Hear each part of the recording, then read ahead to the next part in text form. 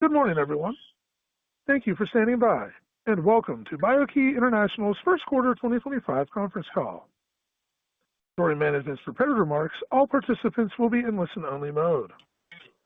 Afterwards, listeners will be invited to participate in a question-and-answer session. As a reminder, this conference is being recorded today, Friday, May 16th, 2025. I will now turn the call over to Bill Jones, Investor Relations. You may proceed, sir. Thank you, Rocco. Hosting today are BIKY's Chairman and CEO, Mike DePasquale, and CFO, Cecilia Welch. As a reminder, today's conference call and webcast and answers to investor questions include forward-looking statements, which are subject to risks and uncertainties that may cause actual results to differ materially from current expectations. Words including anticipate, believe, estimate, expect, plan, and project, or similar words, generally identify and express such forward-looking statements. These forward-looking statements are made based on beliefs, assumptions, and information currently available to management today, pursuant to the safe harbor provisions of the Private Securities Litigation Reform Act of 1995.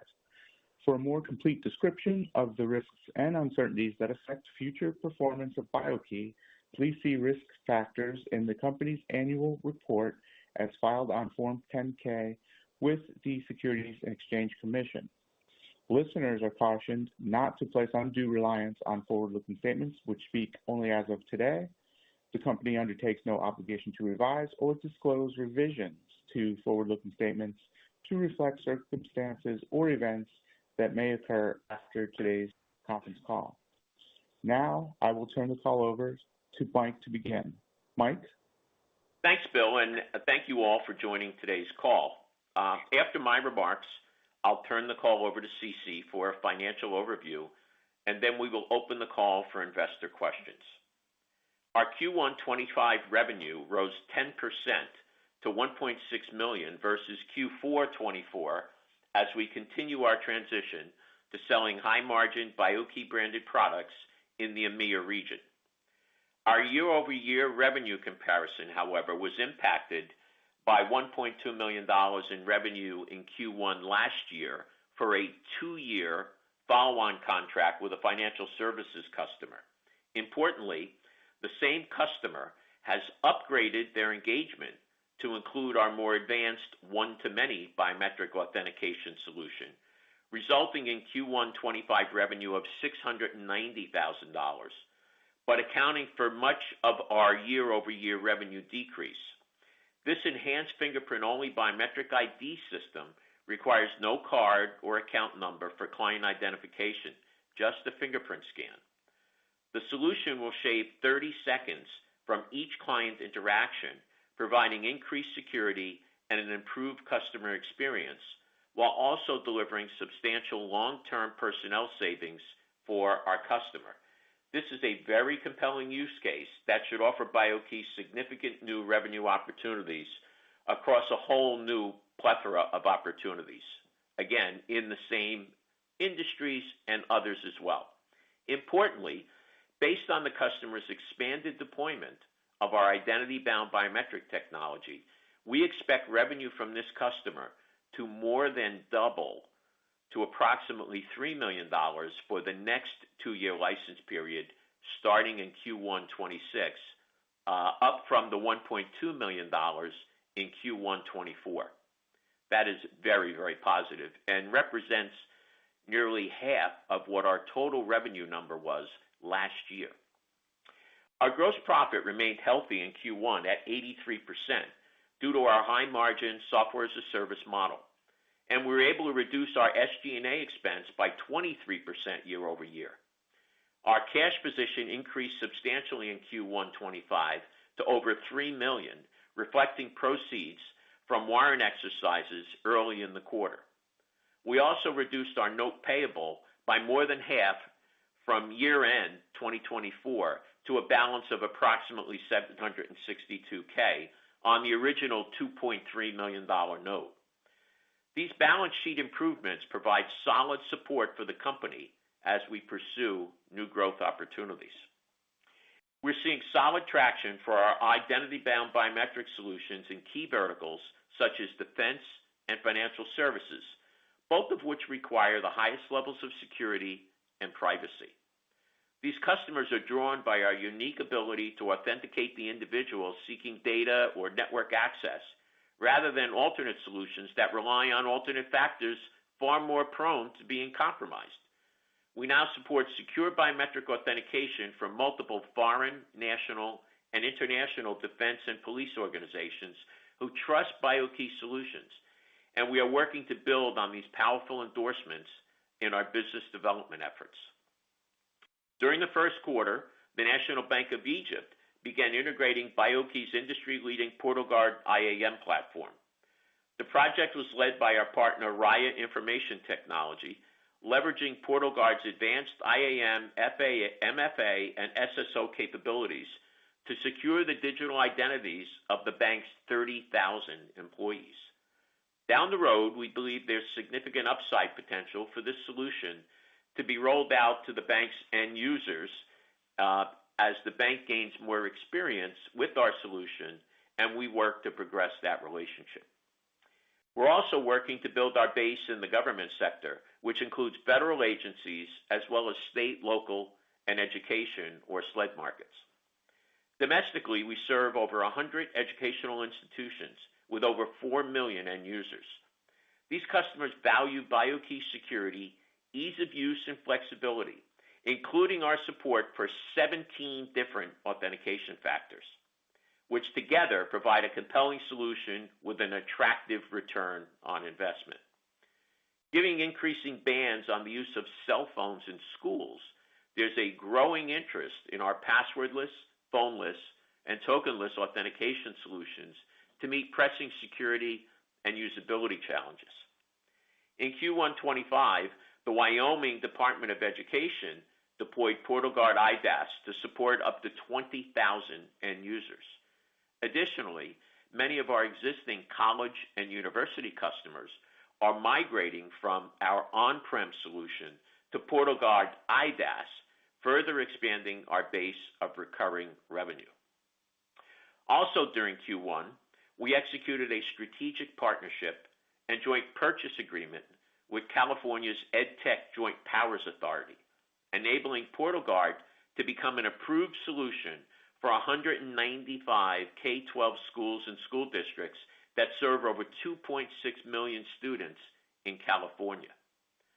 Member schools are able to access the JPA website to easily purchase and deploy approved solutions. We believe BIKY is uniquely positioned to comply with the California Phone-Free Schools regulations, which limit or prohibit smartphone use in schools by July of 2026. Whereas most competing solutions rely on phone authenticators or hardware security keys, neither of which are practical solutions in school. So this could be a significant opportunity for us. From a strategic standpoint, we are particularly encouraged about the growth opportunities in the EMEA regions of Europe, the Middle East, and Africa, where we have been seeing improving traction and a particular interest in our differentiated identity-bound biometrics capabilities.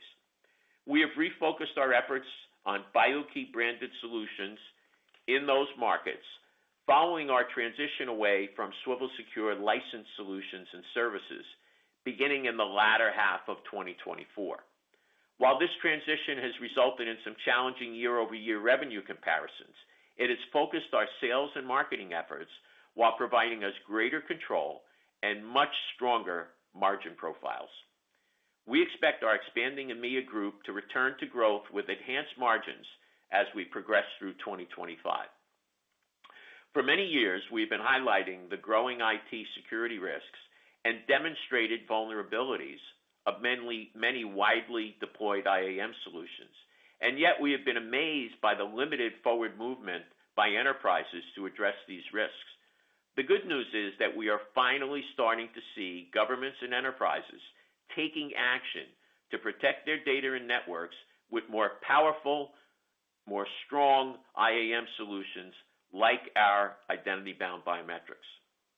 From our vantage point, C-suites and boards around the world are increasingly recognizing the limitations of legacy authentication methods relying on passwords, PINs, tokens, cards, or mobile devices, as well as the risks, vulnerabilities, and the cost of inaction.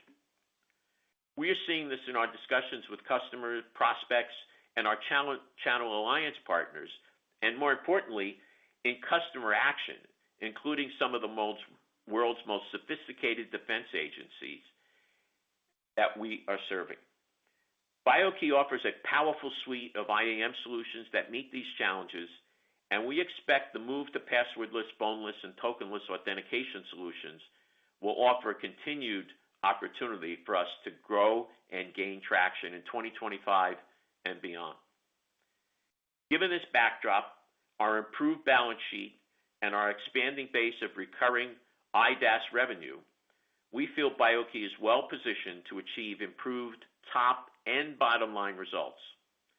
Given our size and variable timing of large customer orders and renewals, we expect our financial performance to fluctuate quarter to quarter as it has been, but supported by this growing base of recurring revenue, which is over $6 million right now, we think we're going to become more stable.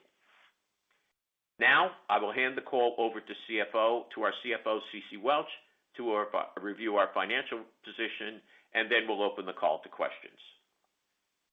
Ceci? Thank you, Mike. Our results were released after the market closed yesterday, along with the filing of our 10-Q. Now let me review some of the operating highlights. As mentioned, we exited the EMEA Swivel Secure Services Agreement as related to royalty structure and fees created a fairly low-margin business, and we reallocated resources towards the BIKY branded business. While the termination has created some revenue headwinds in the later half of 2024 and Q1 2025, it will strengthen our business longer term, focusing our activities on BIKY solutions with superior capabilities and enhanced margins. As Mike discussed, our Q1 revenue comparison was impacted by roughly $500,000 year-over-year decrease in revenue recorded in a financial services customer. The decrease resulted in the timing of revenue recognition from the customer that is actually expanding their deployment of BIKY technology. Given that impact and the transition to BIKY solutions, our EMEA territories, our Q1 25 revenue decreased to $1.6 million in Q1 25, compared with $2.2 million in Q1 2024. Q1 25 service revenues increased to approximately $273,000 from $213,000 in Q1 24. Recurring support service revenue increased to 37% to $265,000 due to the incremental support services for a large customer service agreement. Non-recurring service revenue decreased by $12,000 due to rated wind down of a Swivel Secure customer. Hardware revenue increased to $236,000 in Q1 25 from $18,000 in Q1 24, due largely to increased purchases of fingerprint biometric scanners to support expanded deployment of our identity-bound biometric solutions. Gross margin declined to $1.3 million in Q1 25 from $1.9 million in Q1 24, principally due to the decrease in total revenue, as well as the modest decline in gross margin to 82.6% in Q1 25 versus 86.3% in Q1 24, reflecting an increase in lower margin hardware as a percentage of revenue in the respective periods. BIKY reduced operating expenses by approximately 18%, or $422,000, to $2 million in Q1 25, primarily due to reduction in SG&A expenses of 23%, or $410,000, reflecting lower admin expenses, sales personnel costs, and professional service fees. Reflecting lower revenues partially offset by lower operating costs, BIKY's Q1 25 net loss increased to approximately $737,000 or 16 cents per share versus a loss of $573,000 or 32 cents per share in the prior year period. The per share amounts are based on 4.7 million weighted average shares outstanding in Q1 25 compared to 1.6 million weighted average shares outstanding in Q1 24, principally reflecting the share increase pursuant to the warrant exercise in Q1 2025. In January 25, the exercise of warrants priced at $1.85 per share generated gross proceeds of approximately $3.8 million before agent fees and offering expenses. As of March 31st, 2025, BIKY has current assets of $4.6 million, including $3.1 million of cash, up from the current assets of $1.9 million, including $4 million in cash. This concludes my prepared remarks. Operator, please prepare for Q&A session. Thank you. If you would like to ask a question, please press star then one on your telephone keypad. If your question has already been addressed and you'd like to remove yourself from queue, please press star then two. Once again, ladies and gentlemen, that's star then one if you have a question. And we'll pause for just a moment to assemble our roster. And today's first question comes from Jack Vander Aarde with Maxim Group. Please go ahead. Okay, good morning. Great. I appreciate the update, guys. Thanks for taking my questions. So Mike, that large customer that you referenced contributed $690,000 in the first quarter of this year. Last year did, I guess it was $1.2 million in the first quarter of 24. And you mentioned they upgraded, I believe, and you also expect them to renew, I guess, at a larger contract of $3 million over a 2-year period. I think you said as of 1Q26. So a couple of things. Is that correct? 1Q26? And then do you expect any other revenue this year from that customer? And is this your single largest customer? That's a loaded question. Great. So thanks, Jack, and good morning. So yes, it is now our single largest customer. So we'll get that out of the way. They've upgraded to our latest technology, which is fundamentally doubled the ARR. So on an annual basis, they went from about $600,000 to $700,000 to approximately $1.4, $1.5 million. And so we've been working with this customer for many, many years. This upgrade, which is what they paid for in the first quarter, right, on an annual basis, about $700,000 in Q1, will now represent in Q1 of 26, right? So fundamentally 9 months from now, give or take, about a $3 million renewal. And if they do a 2-year, that'll be $3 million. They'll pay up front. If they do an annual contract, it may be a little bit more, and it'll be paid annually, but it'll be at least $1.5 million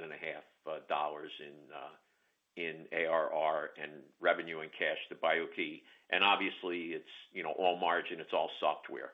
So very, very positive. Okay, great. And then maybe just to follow up on the 1Q25 revenue, so just trying to get a sense of the rest of the attribution there. So outside of $690K, that leaves about another $900,000 of revenue generated in the quarter. So what was the bulk of this? Was it Wyoming Department of Education? Was it National Bank of Egypt? Was it kind of half and half there? Or was there a bunch of other fragmented or little revenues as well? Just help me understand the rest of the revenue. Yeah, it's a mix. So, we have service and maintenance revenue. We have new customer revenue like Wyoming and National Bank of Egypt. We have upgrades to our install base, as I mentioned in my prepared remarks. Right, we're moving customers from on-prem up into our IDaaS, which is an upsell, generates more revenue for us, and again commits customers to sometimes multi-year contracts. So it was really a mix of everything. Okay, great. And can you just touch on too? Will the Wyoming Department of Education, and the National Bank of Egypt, will these contribute to 2Q revenue, or were these 1Q events? They were 1Q events. And, okay. Obviously Egypt, there might be some, continuing opportunity, right, for upgrades, enhancements, and all that stuff. But Wyoming, I believe, signed a multi-year agreement, and the revenue for that opportunity was taken in the first quarter. Obviously, there's some deferred revenue on that we carve out of contracts for support, but fundamentally, it's Q1 event. Okay, great. And then I haven't really heard it explicitly mentioned, and maybe I apologize if I missed this, but can you maybe just touch on PassKey again, that solution you announced originally back in June of 2024? What's the latest with PassKey? Well, passkeys are getting pretty widely adopted across the board. And the unique value that we provide with our passkey solution is that a biometric can become a passkey, and it can be a FIDO authenticator, right? So it's very, very unique difference from someone using a passkey with a phone or their computer. So it's something that we can sell to virtually any customer, no matter what current security infrastructure they may be using. So they may be using something from SailPoint or ForgeRock or even Okta or Ping or Duo. We can layer on our passkey solution on top of that in areas in their enterprise or their government agency where they can't use a phone. They can't use a hardware token because it's not allowed or it's just not practical, like on the manufacturing floor or in the call center where you don't want anyone using, a cell phone or mobile phone there, right? You literally disable the network inside a call center. So we have something here that's very, very unique, and that can be applied across the board throughout, again, enterprise and government opportunities. And we're starting to see some really good traction and interest for it. And, we think that is a really good play for us going forward. But I think the biggest opportunity for us is really, and it's almost amazing to me because I've been at this for 20 years, the core technology that we developed, over the last 20 plus years is now being widely viewed as the most secure and most convenient option for enterprises and government agencies. They realize that provisioning keys, using mobile phones, not having control over the networks, present a huge security risk. And herein lies a really big opportunity. The second thing is, think about especially in EMEA, all of the countries now that are being somewhat forced, right, by our actions here in the U.S. to step up their defense and security posture. And the money that's being allocated to do that. I believe in Germany, they said they would spend $1 trillion over the next 10 years enhancing their defense. In Spain, just 2 weeks ago, our managing director was at a conference there with the former prime minister of Spain and the new regime there. And they are going to double their defense budgets in the coming, quarters through this year and into next year and beyond. So that is a huge opportunity. We built a really nice base of defense-related, security-related agencies, and now we can really take advantage of that and leverage that. And we have a very strong team and a very strong partner network in Europe to be able to do that. Okay, that's really interesting, Mike. I could probably ask a bunch more questions on that front, but maybe I'll ask you, how do you see those opportunities in different regions, different governments stepping up their budgets for defense? How do you see those opportunities, the magnitude of those potential opportunities compared to, say, the largest customer that we talked about that's going to renew on a 3-year contract or a $3 million contract coming up in 1Q26, or like the Bank of Egypt? How do you see those opportunities? I mean, are these real game changers in your view? From a revenue scale, and any idea of like how attainable they are, how quickly you could maybe penetrate some of those opportunities? Yeah. Well, first of all, pretty quickly, you'll hear more about that from us as we're able to obviously discuss them. One of the biggest challenges in that space is secrecy, right? It's very, very difficult to talk about those things.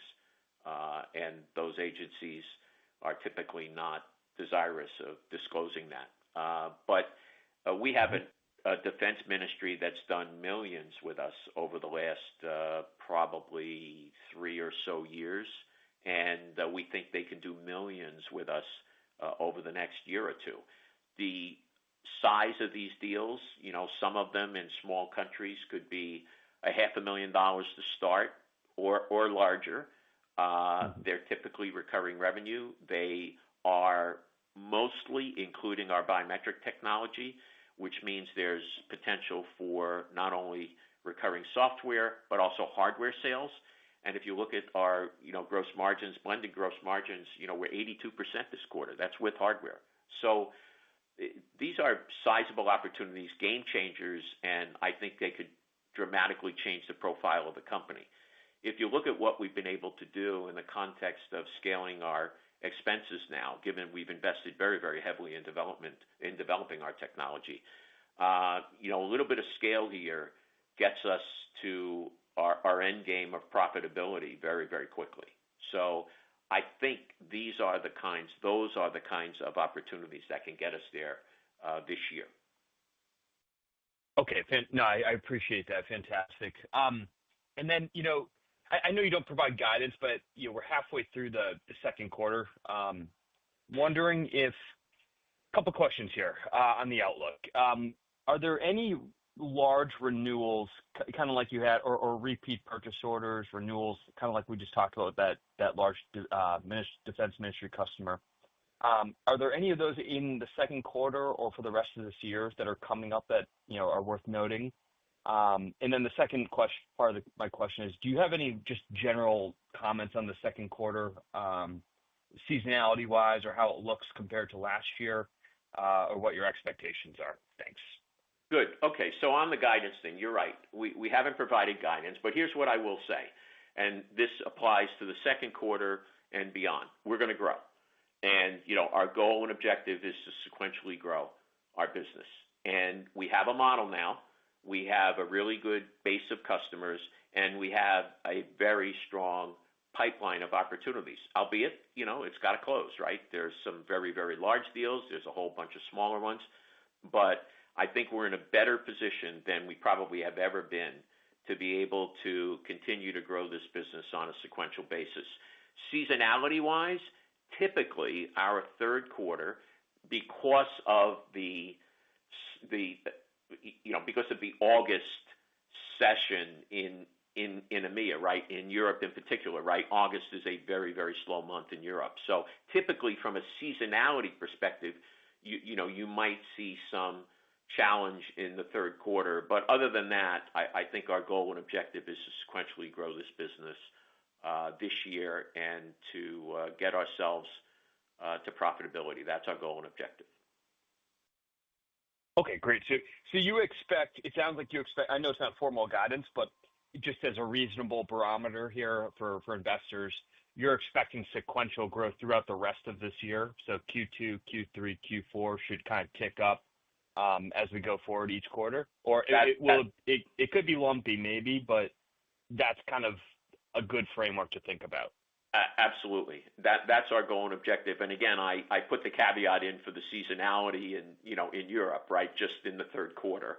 But short of that, I think that's a fair statement, and it's a fair perspective on our objectives and our plan for this year.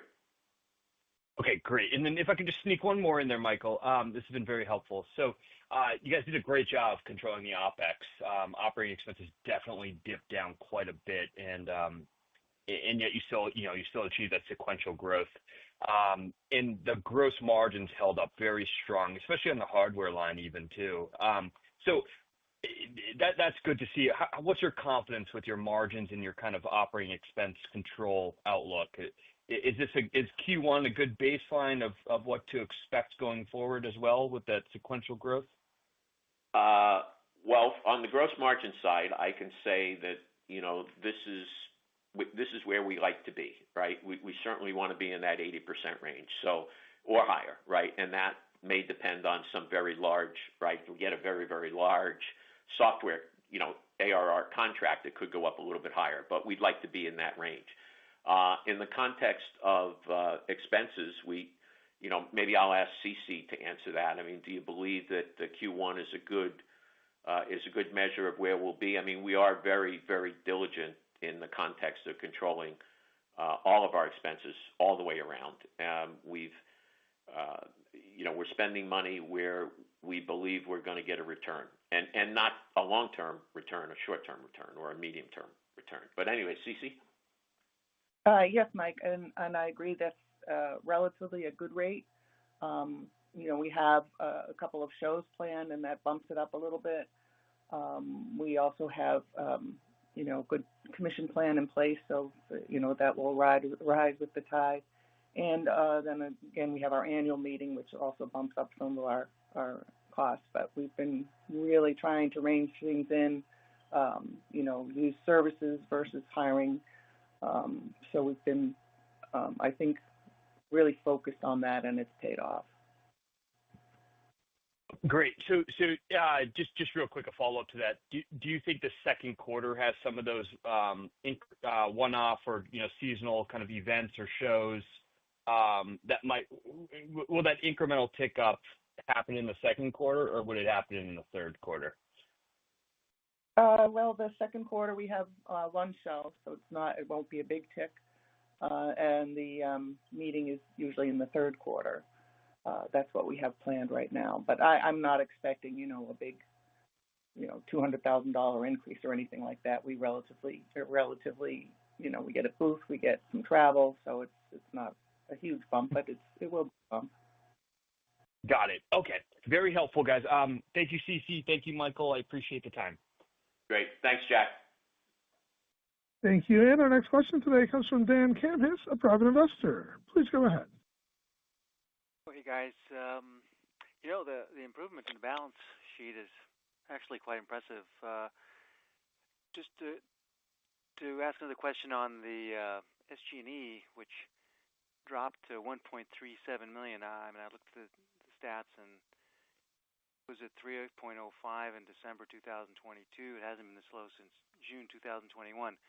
Was there a drop in headcount? How did you manage that kind of, a 55% drop in a couple of years? Cece? Yes, there was a change in headcount. Like I said, we did some services versus that. We definitely reduced our marketing expenses, and we changed our audit firm, which made a big difference too for what we're getting versus what we're paying. And some rent. We lowered our rent expenses for our Eagan and our New Jersey, which again made huge differences. Cut one out and one in half. Got it. Thank you. Also, deferred revenue looks to be at least a 5-year high, from what I can tell, and increasing. Do you expect that increase to continue? Is that an indicator of increasing business, or is there some stalled delivery, or how do I read that? You read that. We are converting a lot of 1-year contracts for a lot of our schools into 3- and 5-year contracts. So we recognize some of the revenue up front, and then the rest is deferred over that for support, maintenance, according to GAAP, basically. So it is not because of we're not performing something. It's definitely because of increasing the longevity and the size of some of the contracts. Good. Talking about cash burn, it was, I think, $835K in this quarter and $1.8 million over the last 2 quarters. Meanwhile, your accounts payable and accrued liabilities, I think, came down from, between $2 and $3 million to about $1.6. So it looks like about 1.3 million of the 1.8 cash burn in operations came from paying these down. Do you expect to continue paying down your payables that way? I'm trying to get a feel for your expected cash burn over the next couple quarters.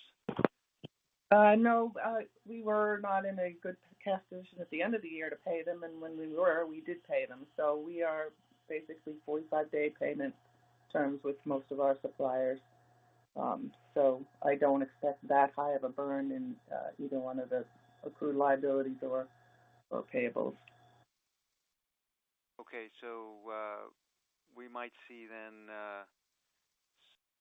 decreased cash burn then in the next couple quarters? Yeah, depending on collections on AR, I would hope so. I think that $900K in current debt is due by the end of the year. Do you have any feeling when that will get paid off? We're working on several different things that we will definitely pay it off by the term, but as you've seen, we've been paying some down, as we raise money or as money comes in. So they're very happy with us. They've actually done some conversion of stock for payment of the loan. So we have several opportunities, and they're a great company to work with. So I have expectations of paying it back in time, if not before. Last question along this line is the accounts receivable are in low range relative to the last 4 years. Is that a harbinger that cash burn will increase in the second quarter by any chance? No, we've had a reserve on AR, which we've kept at the level that it was basically. We've also had some payments of some larger monies that came in, which contributed to, the cash at the end of the quarter. So we'll expect them. It just depends when the orders come in. Really, you'll see it go up and down, and also remember there's a reserve on it as well. Okay, thanks. Hey, Mike, you said you mentioned supporting a number of national and international defense and police organizations in your release, I think. You say international defense agency, do you mean like a defense contractor, or do you mean like government defense ministry, like, I don't know, the British Ministry of Defense or French Armed Forces Ministry or something like that? The latter, absolutely. It's government defense ministries. Some of those opportunities come through partners in the EMEA region. Typically they do, right? Because these defense agencies and enterprises always buy through some reseller, distributor, partner, evaluated reseller, whatever. But the answer is no. It is directly related to government defense ministries, not contractors. I see. And what is I know there was a international one that you mentioned, and you've had one ongoing that I think you mentioned has been worth millions of dollars or $1 million a year. How does this new one sort of relate relative to the older one in terms of expected income? Do you expect it to kind of grow to meet the other one, or is it a smaller contract? Or well, sometimes they start off small and then they grow and develop, but we have not announced, it's very, very difficult. I mentioned this before, so I'm not going to repeat myself. Very difficult to get these agencies to allow us to discuss anything that we're doing for them directly, right? So it's always a kind of a blind announcement, and even that's a challenge, depending upon the type of agency and what we're actually engaged or involved in with them. But we have a number of these in motion right now, some closed, and more in the works. I see. Well, the release said that the install happened in 4 days. Does that mean that the scope is smaller in size? No, it just means that the partner that we work with on that opportunity and BIKY were able to very quickly deploy our PortalGuard technology, including the biometrics, in days. I mean, some of these IAM deployments take months, and we were able to deploy in days. So that was the point we were trying to make in the release. Yeah, I see. Any update on your investment in Boomerang? No, nothing to speak of at this point. I know that they are heavily involved in acquiring other technologies and also, I guess, getting their prototypes moved to production. But beyond that, I really don't have any update. Okay. Any update on the sale of some of your written-off inventory? Yes, aggressively pursuing. So we hope to move a substantial chunk of that inventory pretty soon. That's our goal and objective. I see. I think most of the hardware in the first quarter was not that inventory, right? Because there was some of that, but the bulk of it was our traditional fingerprint scanner technology that we sell to our enterprise and government type customers. Oh yeah, and talking about that, I think at some point you had a lot of inventory in China. Is that inventory still in China, or and are the tariffs affecting the price of your readers? The answer on the tariffs affecting the price of our readers, no.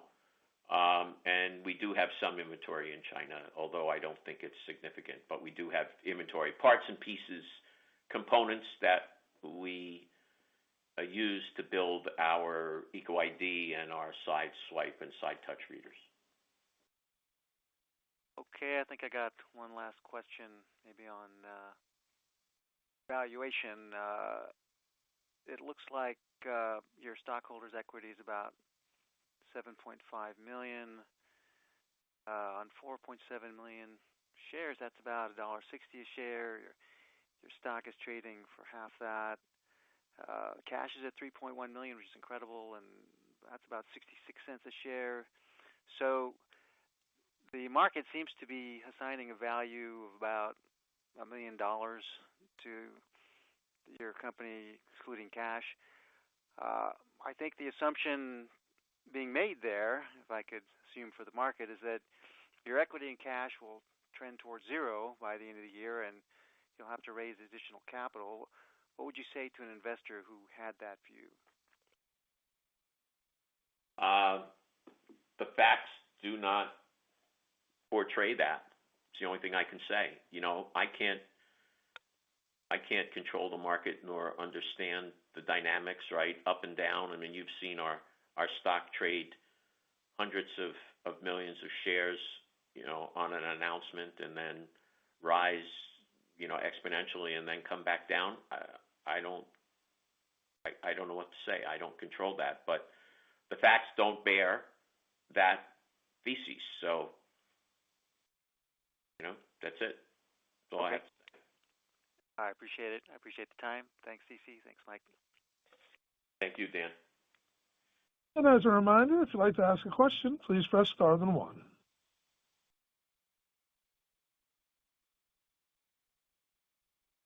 Showing no further questions, the Q&A session is ended. Now I'll ask Mike DePasquale to provide closing remarks. Thank you, everyone, for your time today and for joining the call. You may reach out to our IR team, whose contact information is in today's press release, with any follow-up, actually yesterday's press release, with any follow-up questions. Also, look for us at 2 upcoming conferences.